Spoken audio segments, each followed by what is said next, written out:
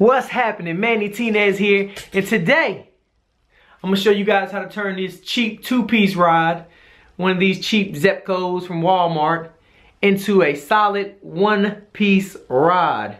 Reason being is because when you go to cast and this freaking part of the rod flies off, and you look like a duck named Chuck from Pizza Hut, I hate that feeling, man. Nothing makes you feel more like... I already suck at fishing, you know what I mean? I'm not a professional by no means. But then when you're standing there and you're about to cast, and you go to cast and your top part of your rod flies off, you just feel like, you know what? I just go home. I'm just gonna leave because this is just embarrassing. It's embarrassing. It's embarrassing. So, I'm gonna show you guys how to turn this two-piece rod, cheap rod, into a cheap one-piece rod, basically. I don't want to put my $100 rod and $100 reel just thrown in the back of my truck. I usually keep a rod on me, so I usually keep one of the cheap ones just thrown in the back of the truck. If somebody steals it, it's like $9, you know what I mean? It's no big deal. But I don't like the two-piece rod thing, man. I hate that when it flies off. It just puts me in the worst mood. I just want to leave. Alright, anywho, let's jump into it, show you guys how to do this. Let go. Alright guys, here we go. Here's our two-piece rod here. And let me show you what we're going to use. I ordered this off of, I got this from eBay. No, I didn't. I got this from Walmart. I think I paid literally like $4 and some change for this thing. It ain't nothing but 127-piece heat shrink tubing. Now, you don't have to get this particular box, but for $5, I suggest you just go ahead and order this one. Because you can go on Lowe's and buy this stuff, but you're going to pay way more and you're not going to get nowhere near all this. I think the one in Lowe's I seen that had, a bunch of different sizes of the heat shrink tubing was like 20 bucks. I think it was $17 and some change. So basically, I'm just rounding up here. So basically $20. So what this has is a bunch of different heat shrink tubing sizes in here. This is the size that we're going to use right here. You're just going to take one whole piece. You can cut this, but I'm going to leave it this long. And the reason being is just I feel like it'd be a little bit better fit on the rod. Okay, so all you're going to do is you're going to take this. And you're going to slide this joint on one side. And you're going to take this piece here of your other rod and make it a one-piece rod. Now, this part is pretty critical because you have to make sure that you make your eyes straight.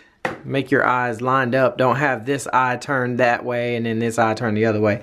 So make sure they line up perfectly. Let's see here. And we're going to push in pretty tight. Make sure that's in there good. All right. We're just going to slide this piece over this here. Boom, right in the middle. And it's heat shrink tubing, y'all. So y'all know what you do with heat shrink tubing. You heat it up. Get yourself a little lighter. And just keep on heating. Keep doing it. Now, I wouldn't do this with no expensive rod, of course. This is these cheap Walmart rods. I just use these. I usually keep one on the back of my truck. Just in case I run into some water, I'll have something to cast in. Because I don't want to leave, my $100 rods in the back of my truck when it's raining and all that mess. I've done this to my spinning rod that I keep on my truck. Because, yeah, man, and nothing's worse than when you go to cast and your rod comes in two pieces. You know what I mean? So just warm it up. Just this simple. Boom. And you got yourself, look at that. That ain't coming off there. That's how you turn your two-piece rod into a one-piece rod. Alright guys, I told you, man, ain't really nothing to it. It's pretty easy. And that's how you turn your two-piece rod into a one-piece rod there. I mean, if you can see it, it's not the most beautifulest thing in the world, but it's definitely not that bad. I mean, it fits like a glove. I mean, soon as you shrink the heat shrink tubing with the lighter, it's pretty tight. It looks like it's on there pretty good. Now, if I go to pull this, it ain't coming off. You see what I'm saying? I mean, I could probably,